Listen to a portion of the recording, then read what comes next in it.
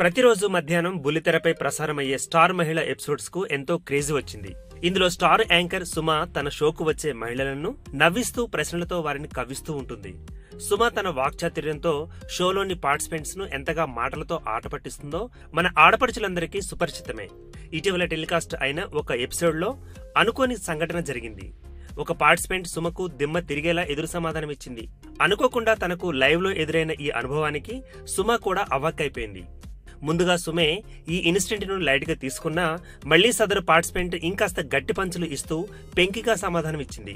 నీకేమైనా పిచ్చా అని అడుగగా నీకే పిచ్చి, నీ రాజుకే పిచ్చి అంటూ రెట్టించింది సదరు పార్టిసిపెంట్.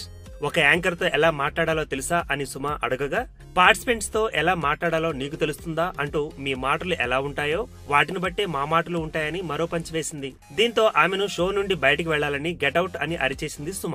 వెళ్లిపోతాం, మాకేం పనిలేదనుకున్నారా? వెళ్తున్న ఆమెను చూసి కోపంతో ఎవరయ్యా ఇటువంటి వారిని షోకు రానిచ్చేది అంటూ తన చేతిలోని స్క్రిప్ట్ ను నేలకు వేసుకొట్టింది సుమ. ఇది సరదాగా జరిగిన సంభాషణ లేదా నిజంగా జరిగిందా అని ఆలోచించడం కంటే ఈ మధ్య రియాలిటీ షోలలో ఇలాంటి సంఘటనలే చోటు చేసుకోవడం గమనార్హం.